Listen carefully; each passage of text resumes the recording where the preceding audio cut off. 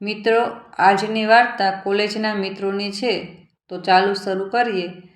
ચિરાગના સ્વભાવની વાત કરીએ તો ચિરાગ ફક્ત બે જ સાથે પાકી મિત્રતા રાખતો. એક તો છોકરીઓ સાથે અને બીજો તેનો નાનપણનો મિત્ર દીપક સાથે.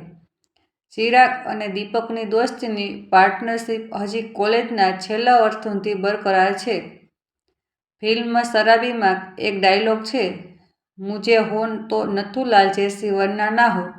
તેમ કોલેજોને બંનેની દોસ્તી માટે કહેતા હતા કે દોસ્તી હો તો ચિરાગ ઓર દીપક જૈસી વરના ના હો. પણ હકીકત કંઈક જુદી જ હતી. જેમ દીપક અને ચિરાગ સમાનથી નામો છે તેટલી જ અસમાનતા બંનેના સ્વભાવમાં હતી.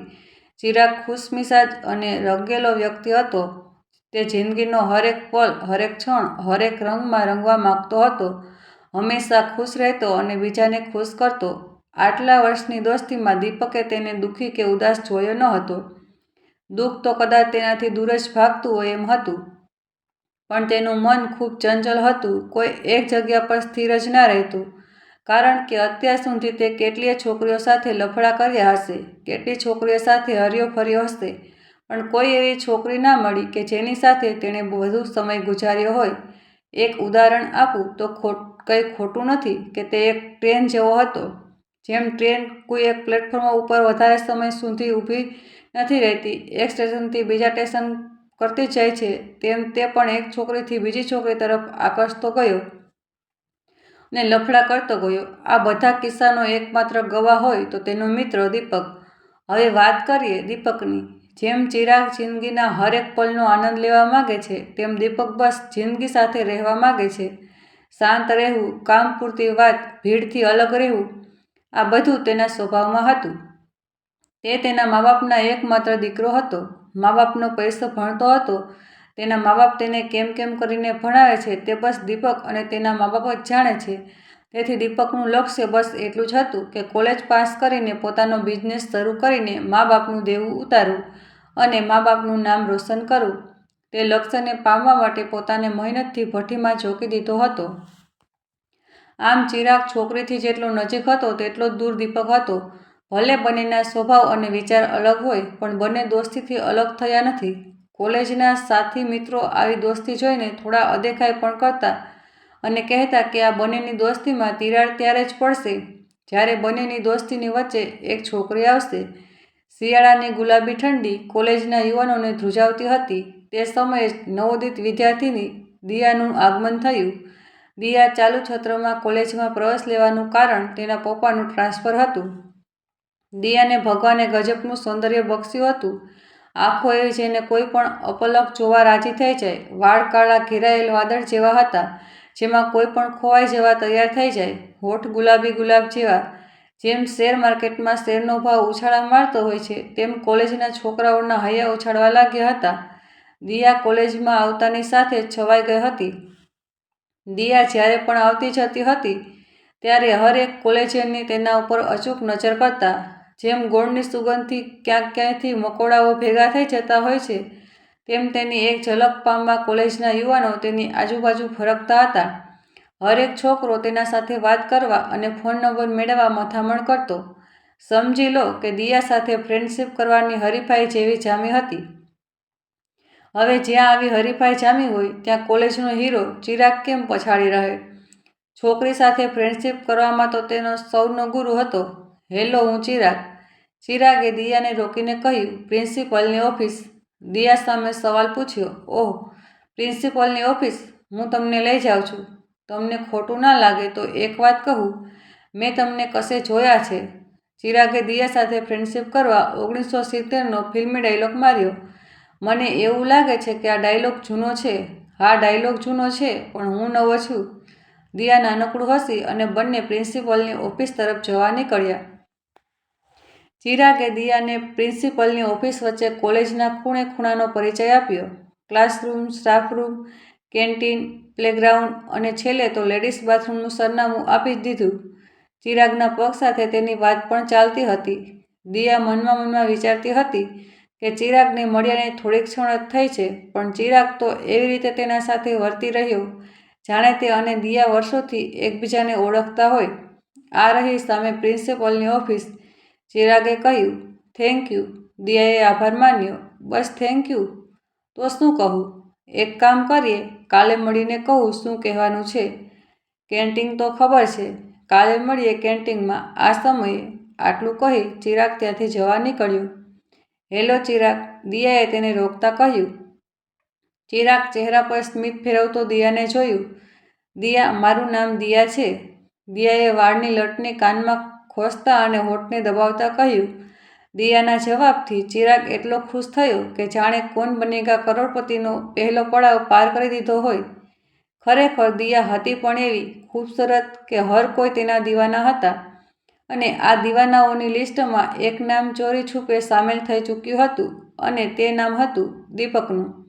દીપક પણ દિયાની ખૂબસૂરતી સામે તેના વિચારો અને સિદ્ધાંતોને મનમાં દબાવીને દિયાના પ્રેમમાં પડી ગયો. અને એવો પ્રેમ જે લગ્નના 7 ફેરામાં જ સંપૂર્ણ થતો હોય, કારણ કે તેણે આજ સુધી કોઈ છોકરી તરફ આવી લાગણી દાખવી ન હતી. હવે તેના લક્ષ્યમાં એક લક્ષ્ય વધુ સામેલ થઈ ગયું હતું અને એ હતું દિયા સાથે લગ્ન કરવાનું. તે હતું જોતજોતામાં તો ચિરાગે પોતાની ખાસિયત પ્રમાણે દિયા સાથે ફ્રેન્ડશિપ પણ કરી નાખી. ચિરાગ અને દિયા રોજ મળવા પણ લાગ્યા અને બીજી તરફ પોતાના નીતિ નિયમથી દબાયેલો દીપક દિયા તરફ જોવા પણ ગભરાયો હતો. આ ગભરામણ દીપકને દિયાથી દૂર કરી શકે તેવી હતી. તેણે તેની કમજોરીને તાકાત બનાવીને જરૂર પડી, કારણ કે દીપકે પહેલીવાર જીવનસાથીનું સપનું જોયું. પહેલીવાર કોઈક સાથે પ્રેમ કરવાનું દિલ થયું. કોઈ સાથે આખી જિંદગી વિતાવવાનું મન થયું. પણ કદાચ ચિરાગ લીધે એ તક પણ ગુમાવી પડશે, કારણ કે દીપક ચિરાગનો સ્વભાવને જાણતો હતો કે ચિરાગ આ બાબતમાં બાજ જેવી ઝડપ ધરાવતો હતો. ચિરાગ માટે દિયાને પામવું કદાચ એક શરત હશે, હરીફાઈ હશે, એક જીદ હશે કે પછી કામ વાસના પણ. દીપક માટે તો તેનો પ્રથમ પ્રેમ છે, જિંદગી છે અને એ ખુશી છે જેને આખી જિંદગી સાચવવા માગે છે. ચિરાગ તો કોઈનો ના હતો અને કોઈનો થશે પણ નહીં. દીપકને લાગ્યું કે ચિરાગ બીજી છોકરીની જેમ દિયાને પણ તરછોડી દે તે પહેલાં તેણે દિયા નજીક જવાનો કોઈ રસ્તો શોધવો પડશે અને ચિરાગ બાજી મારી જાય તે પહેલાં તેણે રમત બદલવું પડશે. ચિરાગ બાજ જેવી ઝડપથી ધરાવતો હોય તો તેણે ચિત્તાની ઝડપથી આગળ વધવું પડશે. દિયા અને ચિરાગ કેન્ટીનમાં બટાકાવડા ખાતા ખાતા વાતોના વડા કરતા હતા ત્યાં દીપક પહોંચી ગયો. હાય ચિરાગ, દીપકે કહ્યું. હેલો દીપક, તું અહીં ભૂલથી લાઇબ્રેરી સમજીને નથી આવ્યો ને? ચિરાગે દીપકને અચાનક કેન્ટીનમાં જોતા કહ્યું. ના યાર, કેમ અમારા જેવા કેન્ટીનમાં ના આવે? હા આવે, જરૂર આવે. દિયા, મારો બેસ્ટ ફ્રેન્ડ દીપક. ચિરાગે દિયાને દીપકનો પરિચય કરાવતા કહ્યું. હાય દિયા. દીપકે દિયા તરફ આત્મવિશ્વાસથી જોતા કહ્યું. હેલો દીપક. દિયા નાનકડું હાસ્ય બનાવીને બોલી. દીપક, આ દિયા છે અને બસ ભાઈ, ઓળખાણ આપવાની જરૂર નથી. દિયાને કોણ નથી જાણતું? દીપકે ચિરાગની વાત અટકાવતા કહ્યું. ઓહ, હવે તું પણ જાણ રાખતો થઈ ગયો? ચિરાગે કહ્યું. જાણ રાખવા જેવું હોય તો જાણ રાખવું જ પડે ને? દીપકે વળતો જવાબ આપ્યો. વાહ ભાઈ વાહ. ચિરાગે દીપકના જવાબથી ચોંકીને કહ્યું. પછી તો દીપક પણ રોજ તે સમયે અચૂક કોલેજની કેન્ટીન પહોંચી જતો અને ચિરાગ અને દિયા સાથે કલાકો સુધી ગપ્પા મારતો અને દિયા સાથે નયનથી નયન મળાવતો અને લાગણીની આપ-લે કરતો. દિયાને પણ દીપકની કંપની ગમવા લાગી હતી. પછી તો ત્રણેય જણા લેક્ચરો બંક કરતા અને પિક્ચરો જોવા જતા. કોલેજ પત્યા બાદ તેઓ સોશિયલ મીડિયા ઉપર મળતા. એમ તેઓ એકબીજાની નજીક આવી ગયા હતા. હવે દીપક, ચિરાગ, સામાન્યથી નામોમાં એક નામ વધુ ઉમેરાઈ ગયું હતું અને તે હતું દિયા. દીપક પ્રથમ વખત કોઈ છોકરી સાથે એટલો નજીક રહ્યો હતો. પ્રથમ વખત કોઈ છોકરીએ દીપક સાથે એટલો સમય વિતાવ્યો હતો. પણ દીપકે દિલની વાત નથી કરી, જેના માટે તેણે દિયા સાથે દોસ્તી કરી છે. એ વાત કે તે દિયાને અનહદ પ્રેમ કરે છે અને તેને જીવનસાથી બનાવવા માગે છે. પણ દીપક એટલો પણ હોશિયાર નથી કે બેફિકર થઈને દિયાનો પ્રેમ એકરાર કરી શકે. દીપકને એ અહેસાસ પણ હતો કે જે તે દિયાને પ્રેમનો એકરારમાં જરા પણ મોડું કર્યું તો તે આખી જિંદગી ભારે પડશે. તેથી સમય જરા પણ વ્યર્થ કર્યા વગર દીપકે આધુનિક જમાનામાં રહીને જૂની રીતે પ્રેમનો એકરાર કરવાનું નક્કી કર્યું અને તેણે પોતાની લાગણીઓ અને ભાવનાઓ લખી દીધી એક પ્રેમપત્રમાં અને પહોંચી ગયો રોજની જગ્યા ઉપર. રોજની જેમ ચિરાગ અને દિયા વાત કરતા હતા, પણ દીપક જુએ છે કે આજે બંનેની વાતો કંઈક અલગ હતી. દિયા આજે ચિરાગની વધારે નજીક હતી. એટલી નજીક દીપકે દિયાની ક્યારેય જોઈ ન હતી અને એટલી ખુશ પણ દેખાતી હતી કે જેવી આજ સુધી ક્યારેય ન હતી. ચિરાગ અને દિયા વાતો ઓછી અને નયનો વધારે મળાવતા હતા. આ બધું જોઈને દીપકના દિલમાં અવનવી શંકાઓ ઉદ્ભવવા લાગી. દિલના ધબકારાની ગતિમાં વધારો થવા લાગ્યો. તો પણ તે હિંમત જુટાવીને આગળ વધ્યો. આગળ વધતાની સાથે તેણે દિયાના હાથમાં લાલ ગુલાબ જોયું. ગુલાબ જોતાં જ તેના દિલમાં વધુ બેચેની થઈ અને મનમાં અનેક સવાલોના મોજાં ઉછળવા લાગ્યા. શું થયું હશે? દિયા કેમ આજે આટલી ખુશ છે? તેના હાથોમાં લાલ ગુલાબ, શું તે ચિરાગે આપ્યું હશે? શું ચિરાગે મારાથી પહેલાં પ્રેમનો એકરાર કરી દીધો? શું દિયાએ ચિરાગના પ્રેમનો સ્વીકાર પણ કરી લીધો? આ બધા સવાલો મન અને મગજમાં રમતા મૂકીને પ્રેમપત્ર છુપાવતો આગળ વધ્યો. જેમ આગળ જતો તેમ તેમ દિલના ધબકારાની ગતિ એક્સપ્રેસ ટ્રેનના જેમ વધતી જતી હતી. ચિરાગ અને દિયાનું ધ્યાન હજી દીપક પર ગયું ન હતું, કારણ કે તેઓ એકબીજાની આંખોમાં આંખ મિલાવીને બેઠા છે. હવે દીપક તેઓથી બસ થોડા જ ડગલાથી દૂર હતો. ત્યાં તો દિયા ઊભી થઈ અને ચિરાગને બાય કહીને દીપક તરફ આવે છે. દીપકે પણ એવી પરિસ્થિતિ બનાવી દીધી કે જાણે તેણે કંઈ જોયું જ ના હોય. દિયા સામેથી આવતી હતી અને દીપક જુએ છે કે તેણે હજી સુધી લાલ ગુલાબ હાથમાં પકડી રાખ્યું છે અને આંસુ. દિયાએ દીપક તરફ ફક્ત એક નજર કરી, થોડું હસી અને ગુલાબ સંતાડતી સંતાડતી ત્યાંથી જતી રહી. ઓહ! તેના આ વર્તાવથી અને હાથમાં લાલ ગુલાબ દીપકનો ચહેરો ફીકો પડી ગયો. તે ઉદાસ ચહેરે ચિરાગ તરફ જુએ છે, પણ ચિરાગનું ધ્યાન હજી પણ દીપક તરફ ગયું નથી. હવે દીપકનો સહનશીલતાનો બંધ તૂટી ગયો. હવે તેને ચિરાગ પોતાના દોસ્ત નહીં, પણ દુશ્મન જેવો લાગ્યો અને તેણે નક્કી કરી લીધું કે આજે તો દિલની ભડાસ ચિરાગ સામે કાઢવી જ છે અને તે ચિરાગ પાસે પહોંચી ગયો. ચિરાગ, બહુ ખુશ લાગે છે ને? દીપકે પૂછ્યું. ઓહ દીપક, આવ બેસ. ચિરાગે આવકાર આપ્યો. દિયા આમ અચાનક કેમ જતી રહી? અને તેના હાથમાં ગુલાબ? દીપકે ધીમા અવાજે પૂછ્યું. ઓહ, એટલે પૂછે છે કે હું કેમ ખુશ છું કેમ? હા દીપક, તું ઠીક સમજે છે. એ ગુલાબ મેં જ દિયાને આપ્યું છે. મેં આજે દિયાને પ્રેમનો એકરાર કરી દીધો અને તને જાણતા અચરજ થશે કે દિયા પણ મને પ્રેમ કરે છે. દીપકને ચિરાગના શબ્દો ધારદાર તીરની જેમ વાગ્યા અને તે યુદ્ધથી હારી આવેલા સૈનિકો જેવો પરાસ્ત થઈ ગયો. કેટલાની શરત લગાવી હતી દિયાને પટાવવાની? દીપક એકદમ ઉદાસ થઈ બોલ્યો. પટાવવાની શરત? હું સમજ્યો નહીં દીપક. ચિરાગ એકદમ આશ્ચર્યચકિત થઈને બોલ્યો. ચિરાગ, તું જાણે છે હું શું કહેવા માંગુ છું? વધારે ભોળો ના બન. આ ભોળા પણ તને નથી શોભતું.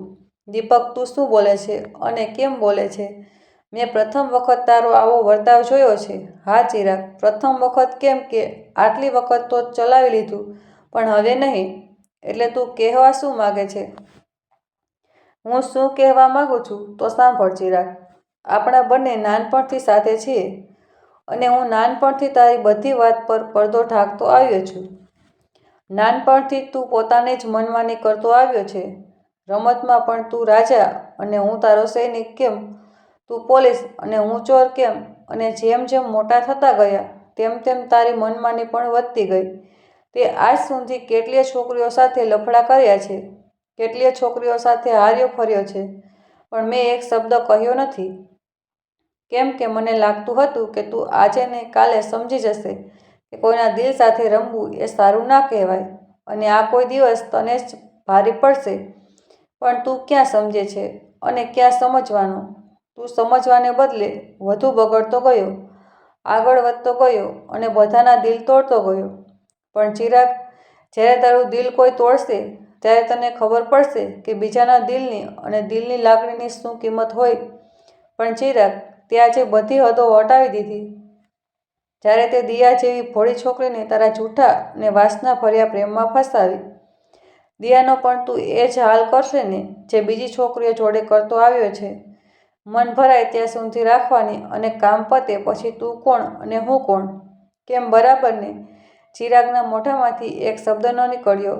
બસ દીપકના કડવા વીણના તીર ખમતો રહ્યો. દીપકે તેની ભડાસ ચાલુ જ રાખી. ચિરાગ, દિયા ખૂબ સારી છોકરી છે. એક એવી છોકરી છે જેની સાથે આખી જિંદગી જીવવાનું મન થાય, તેના માટે હર મુસીબત, હર દુઃખ સામે લડવાનું મન થાય. પણ તું આ વાત કદાચ ના સમજી શકે.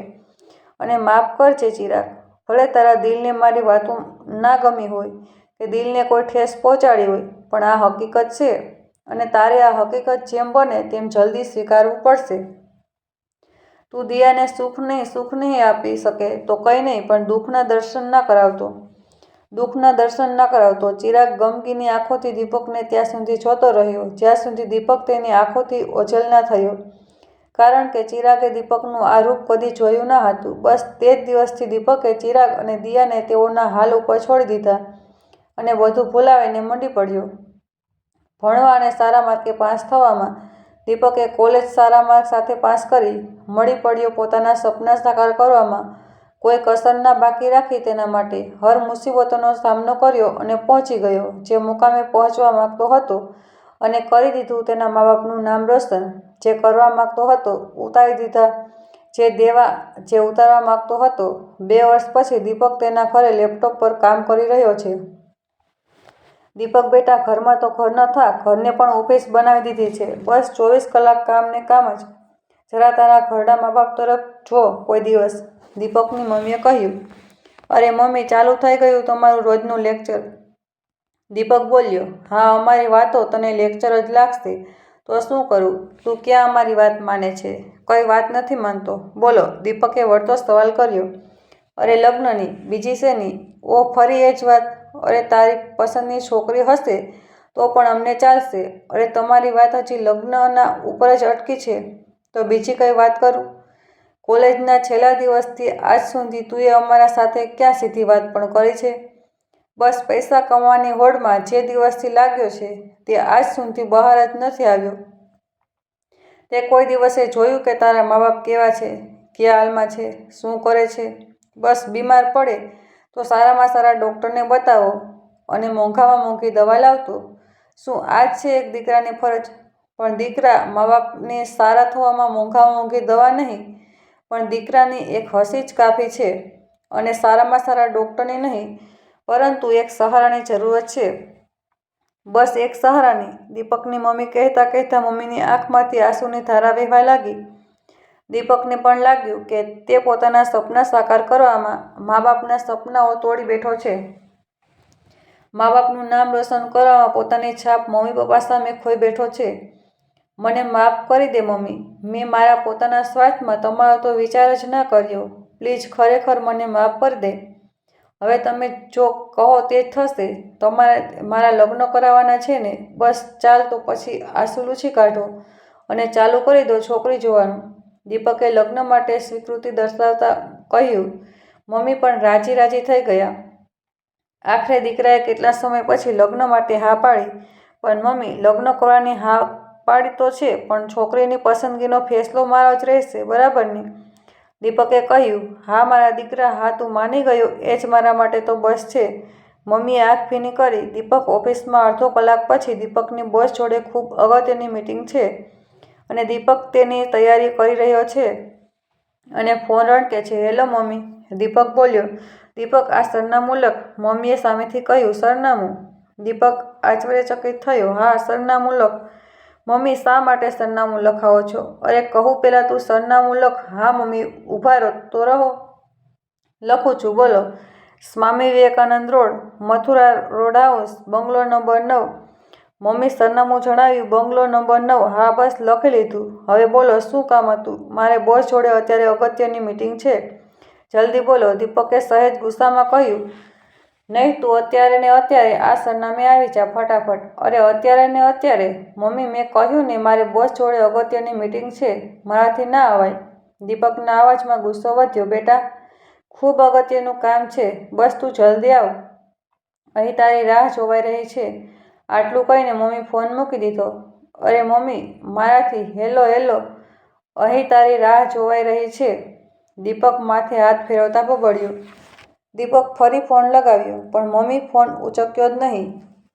દીપક સર, બધા મીટિંગમાં આવી ગયા છે, બસ તમારી જ રાહ જોવાય છે, ઓફિસના પટાવાળાએ કહ્યું. ઓહ, અરે એક કામ કરો, આ બધા પેપર્સ બોસને આપીને કહેશો કે દીપક સરને અત્યારે ઘરથી ખૂબ અગત્યના કામ માટે ફોન આવ્યો છે અને હાલ જ બોલાવે છે, તેથી મીટિંગમાં હાજરી આપી શકાશે નહીં અને આ પેપર્સમાં મીટિંગના મુદ્દાઓ લખી દીધા છે. દીપક પટાવાળાને વિગતો અને પેપર્સ આપીને પેલા સરનામે નીકળી પડ્યો અને તે સ્થળે પહોંચીને ગાડીમાંથી ઉતરી આજુબાજુ નજર કરી. ત્યાં એક ઘર તરફ તેની નજર રોકી જોયું કે તેના મમ્મી પપ્પા તે ઘરે બેસીને ગપ્પા મારી રહ્યા છે. આ જોઈને દીપકનો ગુસ્સો આસમાને ચડી ગયો અને ગાડીનો દરવાજો જોરથી બંધ કરીને પહોંચી ગયો તે ઘર તરફ જ્યાં તેના મમ્મી પપ્પા ગપ્પા મારે છે. દીપકને આવતા જોઈ તેની મમ્મી સમજી ગઈ કે તે ખૂબ ગુસ્સામાં છે, તેથી તે આગળ વધે તે પહેલાં મમ્મી તેના સામે આવી ગઈ. મમ્મી, આ બધું શું છે? દીપકે ગુસ્સામાં બોલ્યો. હા, સમજાવું બેટા, તને બધું સમજાવું, જરા અહીં એક તરફ આવ. મમ્મી દીપકને સમજાવતા કહ્યું. નહીં, પહેલાં એ જણાવ કે મને શા માટે અહીં બોલાવ્યો છે. તને ખબર છે કે હું કેટલી અગત્યની મીટિંગ છોડીને અહીં આવ્યો છું અને અહીં તો તમે બધા એકબીજા સાથે ગપ્પા મારો છો, મજાક કરો છો. હું ગભરાતો જલ્દી આવ્યો કે શું થયું હશે? મમ્મી, આવી રીતે કેમ બોલાવ્યો હશે? શું થયું હશે? અને અહીં તો હવે ત્યાંના લોકોનું ધ્યાન પણ દીપક અને તેની મમ્મી ઉપર જાય છે. તારા બધા સવાલોનો જવાબ આપું છું, પણ તું એક તરફ આવ તો જરા. જો બધા આપણી તરફ જ જુએ છે, મારો નહીં તો તારા પપ્પાનો તો ખ્યાલ કર. મમ્મી ધીમા અવાજે બોલી. દીપક તેના પપ્પાનું નામ આવતા થોડો શાંત થાય છે અને મમ્મી સાથે એક તરફ જાય છે. અમે અહીં તારા માટે છોકરી જોવા માટે આવ્યા છીએ.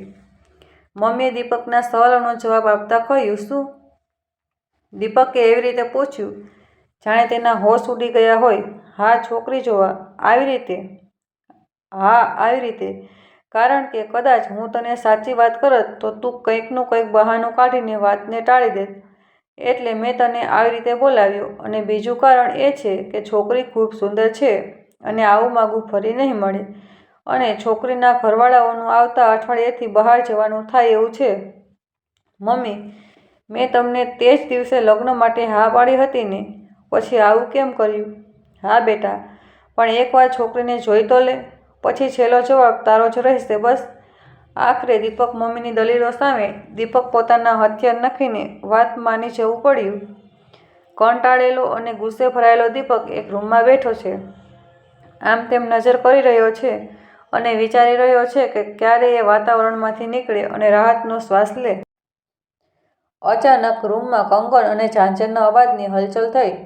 દીપક નોંધ કરે છે કે કોઈ આવી રહ્યું છે, કદાચ તે છોકરી જ કે જેને જોવા માટે તેને વગર આમંત્રણે બોલાવ્યો છે. અવાજ ધીમે ધીમે વધતો ગયો. દીપક તે છોકરી નજીક આવતા પહેલા પોતાના વ્યવસ્થિત કરી લે છે અને મસ્તક નીચે રાખીને એવી રીતે બેસી ગયો કે જાણે તેને કંઈ ખબર નથી કે રૂમમાં કોઈ આવી રહ્યું છે. હવે તે છોકરી દીપકની નજીક આવી. દીપક પણ તેના ઝાંઝર પર નજર નાખે છે. દીપક તેના પર આશા રાખતો હતો કે વાતની શરૂઆત તે કરે, પણ તેવું ના થયું. તે છોકરીએ ચા નાસ્તો ટેબલ પર મૂકીને સામેની ખુરશી પર બેસી ગઈ. દીપક પણ તેનો આવા વર્તાવથી થોડો હેરાન થયો. હવે દીપકને પણ તે છોકરીને જોવાની જિજ્ઞાસા વધી અને તેને જોવા નજર ઉપર કરી. અરે આ શું? તે છોકરીને જોતા જ હક્કોબક્કો રહી ગયો અને તેની આંખને વિશ્વાસ ન થયો હોય તેમ 2 થી 3 વખત પપલાવીને પણ જોઈ. કારણ કે તે છોકરી બીજી કોઈ નહીં, દિયા જ હતી, જે દીપકની કોલેજ વખતની ફ્રેન્ડ હતી. દિયા તું? દીપક એકદમ અચરજ સાથે બોલ્યો. હા દીપક, દિયાએ અચરજ વગર બોલી. કદાચ તે મને પહેલાથી જ ઓળખી કાઢ્યો લાગે છે. હાજ તો વળી કોલેજના ફ્રેન્ડને કઈ ભૂલાય. ઓહ, સારું કહેવાય. કેવી છે તું? કેટલો સમય પછી મળ્યા. કેમ? શું કેમ? તું તો કોલેજની ફાઇનલ એક્ઝામ પછી ક્યાં ગયો કોઈને ખબર ના પડી. કેમ, શું થયું હતું? શા માટે અમારાથી વિખૂટો પડી ગયો હતો? હા, વિખૂટા થયો હતો, પણ સાચું કહું તો તે સમયે મારું કંઈ કામ જ ના હતું. તને ચિરાગ જેવો સાથી મળી ગયો હતો એટલે પછી હું મારી દુનિયામાં પાછો આવી ગયો. કારણ કે જેના લીધે તે દુનિયામાં આવ્યો હતો તેની દુનિયા કંઈક બીજી જ હતી. શું દુનિયા? કઈ દુનિયા? મને કંઈ સમજાતું નથી. દિયા ચહેરા ઉપર સવાલ ઉભરી આવ્યો. રહેવા દે, ચલ બીજી વાત કરીએ. શું કરે ચિરાગ, તમે તો બંને લગ્નના બંધનમાં જોડાવાના હતા ને? પછી શું થયું? દીપકે દિલ ઉપર વચન આપીને કહ્યું, હા, પણ કુદરતને તે મંજૂર ન હતું અને અમે બંને મળી ના શક્યા.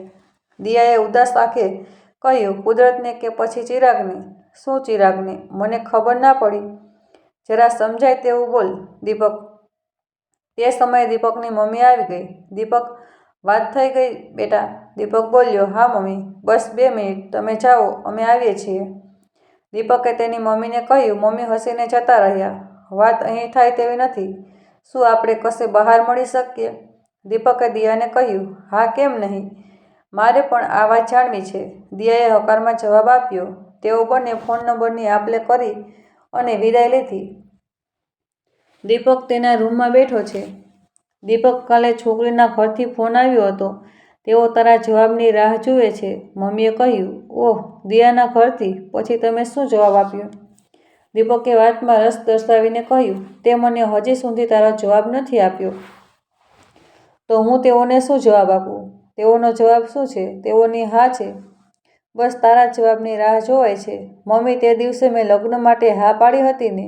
અને તે જ વખતે એક વાત કહી હતી કે લગ્ન માટેનો છેલ્લો જવાબ મારો જ રહેશે, ભલે તમને છોકરી પસંદ આવે તો પણ. યાદ છે ને? હા, યાદ છે. મમ્મી, લગ્નનો એટલો મોટો નિર્ણય બસ એક મુલાકાતથી ના લઈ શકાય. તો પછી તું શું ઈચ્છે છે? મમ્મી, હું દિયાને હજી એકવાર મળવા માંગુ છું. અને કદાચ આ મુલાકાત જ નક્કી કરશે કે દિયા મારી જીવનસાથી બનશે કે નહીં. ઠીક છે, વાત તો તારી પણ સાચી છે. આખી જિંદગી તારે તેના સાથે ગુજારવાની છે. ભલે, તું જે ઠીક સમજે તે કર, પણ મને તારો છેલ્લો જવાબ જરૂર કહેજે. તે દિવસ આવી ગયો છે કે જ્યારે દીપક અને દિયા મળવાના છે. દીપક મળવાના સમયે પહોંચી ગયો છે અને હોટલના મુખ્ય દરવાજા તરફ એકીટશે જોઈ રહ્યો છે. થોડા જ ક્ષણોમાં દિયાનું આગમન થયું. તેના આગમન સાથે કોલેજના તે દિવસોની યાદોનું પણ આગમન થયું હોય તેમ દીપક દિયાને જોઈ રહ્યો હતો. દિયા આજે પણ તેટલી જ સુંદર લાગી રહી છે જે કોલેજના સમયે લાગતી હતી. ત્યાં ઉપસ્થિત બધા લોકો તેને નિહાળી રહ્યા છે, જેમ કોલેજમાં તેના દીવાના હતા. દીપક પણ દિયાને આવતી જોઈ પોતાના પર એક નજર કરી પોતાને વ્યવસ્થિત કરી લે છે. હાય દીપક. દિયાએ દીપકને બોલાવ્યો. હેલો દિયા. દીપકે દિયાને આવકાર આપ્યો. મને આવવામાં મોડું તો નથી થયું ને? દિયા પોતાની ઘડિયાળમાં સમય જોતા કહ્યું. ના, આવે બેસ, એમ એકબીજાના ખબર અંતર પૂછતા પૂછતા બેઠા. થોડો સમય ઓર્ડર આપવામાં અને એમ તેમની વાતો થઈ. અને પછી તો દિયાએ પણ એ જ સવાલ કરી દીધો જે દીપકની મમ્મીએ દીપકને પૂછ્યો હતો. દીપક, હજી સુધી તમારા ઘર તરફથી કંઈ જવાબ આવ્યો નથી. કેમ, શું થયું? દિયાએ દીપકનો જવાબ માંગ્યો. હા, મેં મુલતવી રાખ્યું છે. દીપકે ધીમા સ્વરે કહ્યું. મુલતવી? કેમ, શું વાત છે? હા, જણાવું. તેના માટે તો મેં તને મળવા બોલાવી છે, પણ પહેલાં તું તારો જવાબ જણાવીશ. દીપક, મારી હા છે. દિયા થોડી શરમાતા અને હસતા કહ્યું. પણ દિયા, મારો જવાબ થોડી વાતો પર અટકેલો છે અને એ વાતોના જવાબ વગર મારાથી આગળ વધાય તેવું નથી. દીપક, એક વાત કહું? દિયાએ દીપકની વાતો રોકતા કહ્યું. હા, બોલ. તે દિવસે પણ તું ઘુમાવતી ફેરવીને વાતો કરતો હતો અને આજે પણ. દીપક, તારે જે કંઈ પણ મને પૂછવું હોય તે વિના સંકોચે પૂછી શકે છે. હા, ખરી વાત છે. વાતને ગોળ ગોળ ફેરવવામાં કંઈ મજા નથી. દિયાએ જાણવા માંગુ છું કે તું અને ચિરાગ એકબીજાને પ્રેમ કરતા હતા, પછી શું થયું? તે કેમ મારા સાથે લગ્ન માટે હા પાડી? દિયાએ સપને વિચાર્યું ન હતું કે દીપક આ સવાલ પૂછશે. તેથી જ આ સવાલે દિયાને કાંટાની જેમ ખૂંચ્યો. તે ચૂપચાપ બેસી રહી. દિયાની આ ચૂપકી તે દીપકને સહેજ ઉગ્ર બનાવી દીધો. દિયા, તારી ખામોશી મારા સવાલનો જવાબ નથી. દીપકે વાત ઉપર વચન આપતા કહ્યું. શું તારે માટે આ સવાલોનો જવાબ જરૂરી છે? દિયા બોલી. હા દિયા, આ જવાબ મારું અને તારું ભવિષ્ય નક્કી કરશે. દિયા થોડા સમય સુધી વિચારતી રહી અને પછી અચાનક ત્યાંથી ઊભી થઈ. મને માફ કરજે દીપક, આ જવાબ આપીને હું તારું ભવિષ્ય ખરાબ કરવા માંગતી નથી. ચાલ, હું રજા લઉં છું. દિયાનો આ વર્તાવ દીપકને પસંદ ના આવ્યો હોય તેમ તેણે બીજો સવાલ પૂછી દીધો. સાચું બોલ દિયા, ચિરાગે તને છોડી દીધી કે પછી છોડી દીધી? દીપકે દિયાની ભાવનાની જરા પણ ચિંતા કરવા વગર સવાલ કર્યો. દીપકે આ સવાલ પૂછીને બધી સીમાઓ પાર કરી દીધી હોય તેવું દિયાને લાગ્યું અને તે ત્યાંથી આગળ વધી. દિયાને જતા જોઈ તેને અતિશય ગુસ્સો આવ્યો અને તેણે કડવા વેણનો વરસાદ વરસવાનું શરૂ કર્યું. દિયા, જે વાત મારાથી છુપાવવા માંગે છે તે મને ખબર છે કે ચિરાગે તને તરછોડી દીધી છે. દિયા, હું ચિરાગને તારાથી વિશેષ જાણું છું. ચિરાગ કોઈનો હતો નહીં અને કોઈનો થશે પણ નહીં. દિયા આગળ વધતા થંભી ગઈ, પણ તેણે દીપક તરફ મોઢું ના ફેરવ્યું. દિયા, ચિરાગ માટે તો આ બધું એક રમત છે અને આ રમત નવા નવા ખેલાડી સાથે રમે છે. તારા જેવી કેટલીય છોકરીના દિલ સાથે રમી ચૂક્યો હશે અને કેટલાય દિલ તોડ્યા પણ હશે. તેનો તો એક નિયમ હતો, કામ પતે પછી તું કોણ ને હું કોણ. તેને હું નાનપણથી ઓળખું છું અને તેના રગરગથી વાકેફ છું. આટલું બધું સાંભળ્યા પછી પણ દિયા તરફથી કોઈ જવાબ આવતો નથી અને દીપક તેના કડવા શબ્દ ચાલુ જ રાખ્યા. દિયા, મને માફ કરજે, પણ મેં તને આ જ વાત જાણવા માટે મળવા બોલાવી હતી અને તારા વર્તાવથી અને ખામોશીથી મને મારો જવાબ મળી ગયો. તું મારો જવાબ જાણવા માંગતી હતી ને? દિયા, મારો જવાબ ના છે, ના છે, ના છે, ના છે. ના શબ્દ તો દિયાના મગજમાં પડઘાની જેમ ઘૂમતો રહ્યો. ત્યાંનું વાતાવરણ એકદમ શાંત થઈ ગયું. દીપકની નજર હજી દિયા પર જ હતી. હવે દિયા પાછળ ફરે છે અને દીપક તરફ નજર કરે છે. દિયાની આંખમાંથી આંસુની ધારા એકધારી વહી રહી છે. દીપકને દિયાના આંસુ જોઈ થોડો પસ્તાવો થયો હોય તેમ તેના મોઢામાંથી કડવા વેણ પણ થંભી ગયા. દિયા આંસુ લૂછતી લૂછતી દીપક સામે ઊભી રહી. દિયાના આંખમાં જાણે દીપકના બધા સવાલોનો જવાબ હોય તેમ દીપકની આંખથી આંખ મિલાવીને બોલી. હા દીપક, તું સાચું બોલે છે કે ચિરાગ કોઈનો હતો નહીં અને કોઈનો થશે પણ નહીં. પણ તે એક વાત ખોટી કરી કે ચિરાગને તું સૌથી વધારે જાણે છે અને તું તેને રગરગથી ઓળખે છે. ખોટી વાત, કારણ કે હું ચિરાગ વિશે જેટલું જાણું છું કદાચ તને ખબર નહીં હોય. તને શું લાગે મારો અને ચિરાગનો પ્રેમ કેટલો ચાલ્યો હશે? બોલ. દીપકથી એક શબ્દ ના બોલાયો. દિયાએ તેની વાત આગળ વધારી. બોલ દીપક, કેટલો ચાલ્યો હશે અમારો પ્રેમ? 1 વર્ષ, 6 મહિના, 1 મહિનો? તને જાણતા નવાઈ લાગશે પણ મારો અને દીપકનો પ્રેમ ફક્ત એક જ દિવસ ચાલ્યો. ફક્ત એક દિવસ. અને આ જ દિવસે ચિરાગ મને જે હકીકત કહી કે તે તેના નાનપણના મિત્રને પણ ના કહી હતી. અફસોસ. અને બોલે છે કે તું એના રગરગથી વાકેફ છે. જે દિવસે ચિરાગે મને પ્રેમનો એકરાર કર્યો તેના બીજા દિવસે અમે મળ્યા. તે દિવસે તેણે તેની જિંદગીની ચોપડી મારી સમક્ષ ખુલ્લી કરી. દીપક, ફક્ત તારી જાણ ખાતર જણાવી દઉં કે ચિરાગે મને સ્પર્શ પણ નથી કર્યો અને મને શું બીજી કોઈ છોકરીને પણ સ્પર્શ નથી કર્યો. હવે તને મગજમાં આ સવાલો ઉઠતા હશે કે તો પછી ચિરાગે કેમ આટલા લફડાઓ કર્યા હશે? કેમ આટલી બધી છોકરીઓના દિલ સાથે રમ્યો હશે? એનો પણ જવાબ આપું છું દીપક. તે ચિરાગના આ વર્તાવને ઉચિત નથી ગણ્યો, પણ તે તેના વર્તાવનું કારણ પણ ના પૂછ્યું કે તે આમ શા માટે કરતો હતો.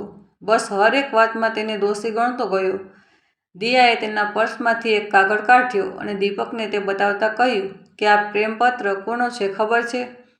દીપકે તેના પર નજર કરતાં ખબર પડી કે તે જ પ્રેમપત્ર છે જે દિયા માટે લખ્યો હતો. દીપક તે જોતા જ સ્તબ્ધ થઈ ગયો અને વિચારતો રહી ગયો કે આ પત્ર દિયા પાસે કેવી રીતે આવ્યો.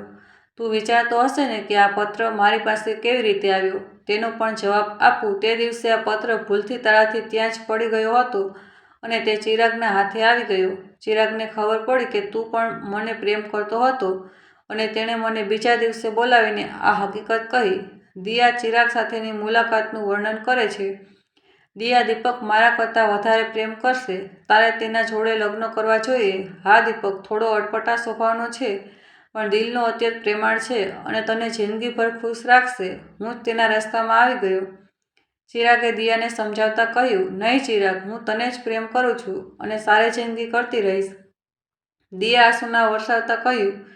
તું ભલે મને પૂરી જિંદગી પ્રેમ કરીશ પણ ચિરાગ વાત કરતો અટક્યો. ચિરાગ, તું ગમે તે કહે કે પછી કોઈનો પણ વાસ તો આપે, પણ હું તને જ પ્રેમ કરીશ અને પૂરી જિંદગી કરતી રહીશ.